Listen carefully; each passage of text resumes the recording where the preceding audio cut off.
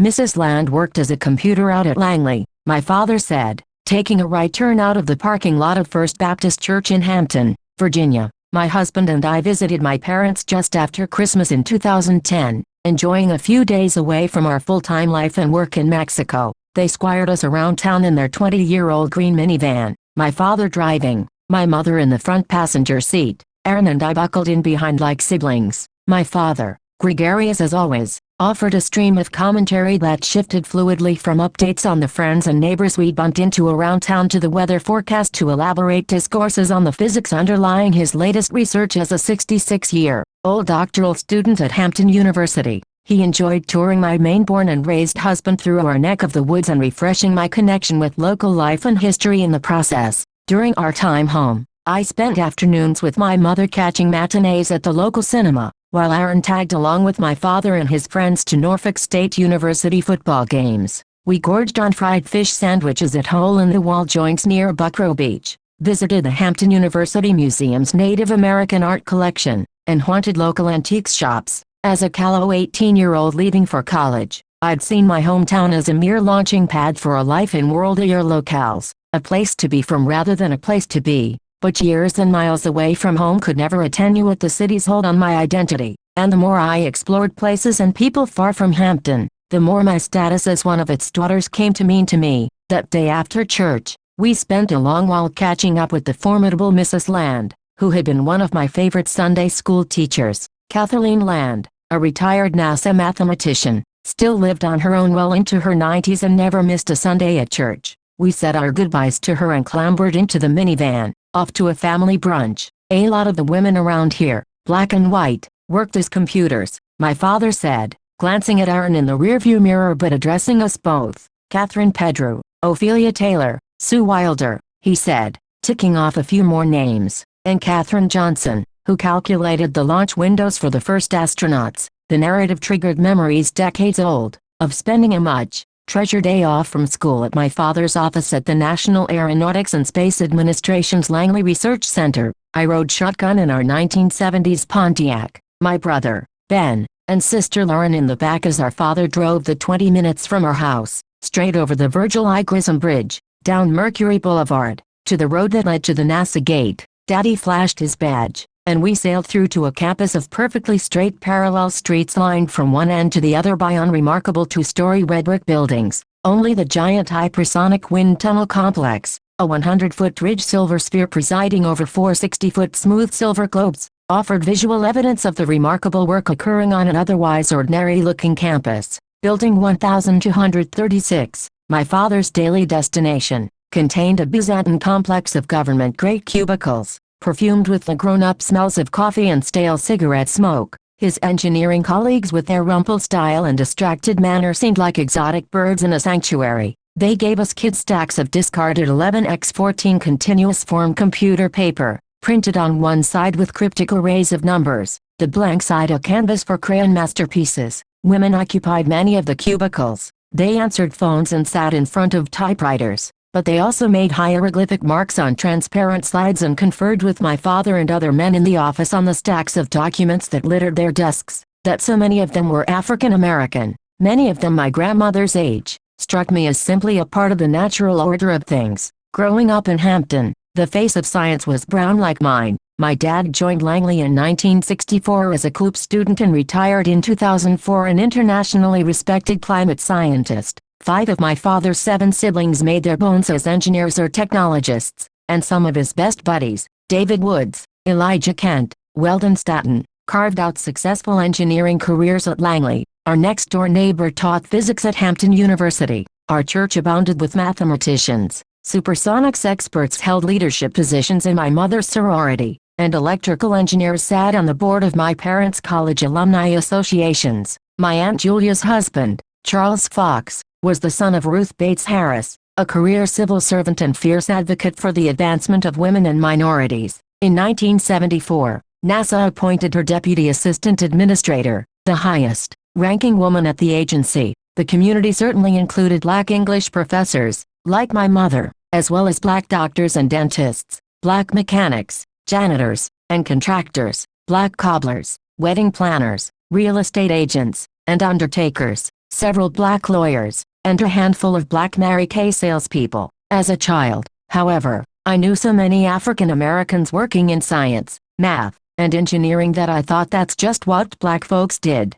My father, growing up during segregation, experienced a different reality. Become a physical education teacher, my grandfather said in 1962 to his 18-year-old son, who was hell-bent on studying electrical engineering at historically black Norfolk State College. In those days, college-educated African Americans with book smarts and common sense put their chips on teaching jobs or sought work at the post office. But my father, who built his first rocket in junior high metal shop class following the Sputnik launch in 1957, defied my grandfather and plunged full steam ahead into engineering. Of course, my grandfather's fears that it would be difficult for a black man to break into engineering were unfounded. As late as 1970, just 1% of all American engineers were black, a number that doubled to a whopping 2% by 1984. Still, the federal government was the most reliable employer of African Americans in the sciences and technology. In 1984, 8.4% of NASA's engineers were black.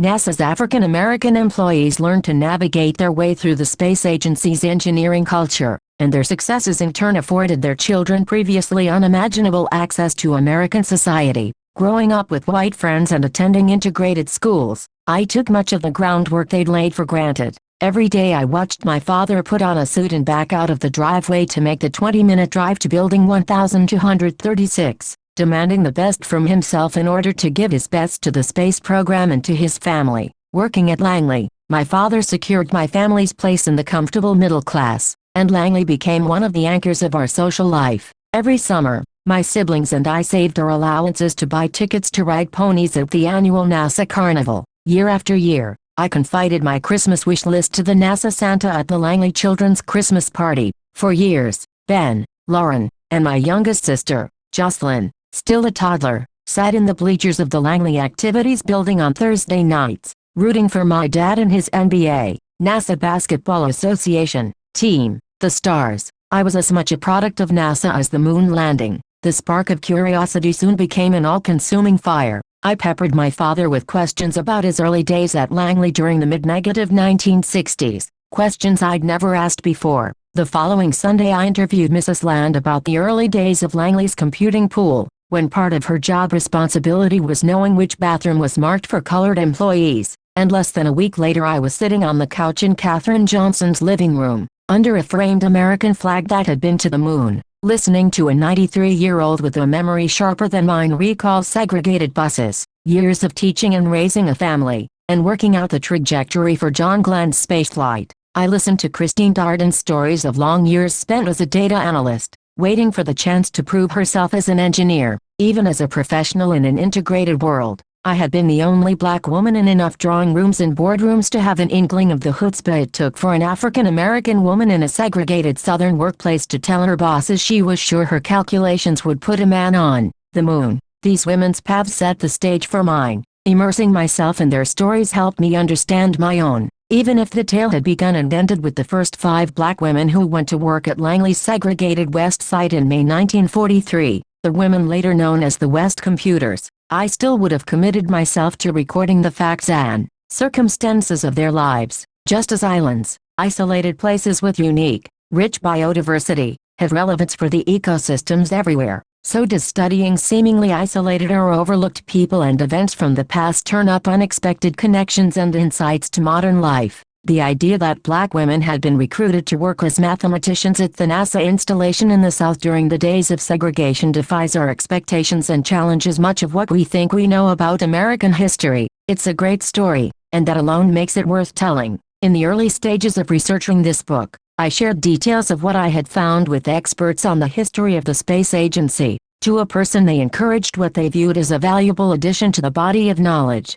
though some questioned the magnitude of the story. How many women are we talking about? 5 or 6? I had known more than that number just growing up in Hampton, but even I was surprised at how the numbers kept adding up. These women showed up in photos and phone books, in sources both expected and unusual. A mention of a Langley job in an engagement announcement in the Norfolk Journal and Guide. A handful of names from the daughter of one of the first West Computers. A 1951 memo from the Langley personnel officer reporting on the numbers and status of its black employees, which unexpectedly made reference to one black woman who was a GS-9 research scientist. I discovered one 1945 personnel document describing a beehive of mathematical activity in an office in a new building on Langley's west side, staffed by 25 black women coaxing numbers out of calculators on a 24-hour schedule, overseen by 3 black shift supervisors who reported to 2 white head computers. Even as I write the final words of this book, I'm still doing the numbers. I can put names to almost 50 black women who worked as computers, mathematicians, engineers, or scientists at the Langley Memorial Aeronautical Laboratory from 1943 through 1980, and my intuition is that 20 more names can be shaken loose from the archives with more research. And while the black women are the most hidden of the mathematicians who worked at the NACA, the National Advisory Committee for Aeronautics, and later at NASA, they were not sitting alone in the shadows. The white women who made up the majority of Langley's computing workforce over the years have hardly been recognized for their contributions to the agency's long-term success. Virginia Begins worked the Langley beat for the Daily Press newspaper, covering the space program starting in 1958. Everyone said, "This is a scientist. This is an engineer, and it was always a man," she said in a 1990 panel on Langley's human computers. She never got to meet any of the women. "I just assumed they were all secretaries," she said. 5 white women joined Langley's first computing pool in 1935, and by 1946, 400 girls had already been trained as aeronautical foot soldiers. Historian Beverly Golamba, in a 1994 study, estimated that Langley had employed several hundred women as human computers. On the tail end of the research for Hidden Figures, I can now see how that number might top 1,000. To a first-time author with no background as a historian, the stakes involved in writing about a topic that was virtually absent from the history books felt high. I'm sensitive to the cognitive dissonance conjured by the phrase black female mathematicians at NASA. From the beginning, I knew that I would have to apply the same kind of analytical reasoning to my research that these women applied to theirs, because as exciting as it was to discover name after name, finding out who they were was just the first step. The real challenge was to document their work, even more than the surprisingly large numbers of black and white women who had been hiding in a profession seen as universally white and male. The body of work they left behind was a revelation. There was Dorothy Hoover, working for Robert T. Jones in 1946 and publishing theoretical research on his famed triangle-shaped delta wings in 1951. There was Dorothy Vaughan, working with the White East computers to write a textbook on algebraic methods for the mechanical calculating machines that were their constant companions. There was Mary Jackson, defending her analysis against John Becker, one of the world's top aerodynamicists. There was Catherine Coleman Goebel Johnson, describing the orbital trajectory of John Glenn's flight. The math in her trailblazing 1959 report as elegant and precise and grand as a symphony. There was Marge Hanna, the white computer who served as the black women's first boss, co-authoring a report with Sam Katzoff, who became the laboratory's chief scientist. There was Doris Cohen, setting the bar for them all with her first research report, the NACA's first female author. Back in 1941, my investigation became more like an obsession. I would walk any trail if it meant finding a trace of one of the computers at its end. I was determined to prove their existence and their talent in a way that meant they would never again be lost to history. As the photos and memos and equations and family stories became real people, as the women became my companions and returned to youth or returned to life,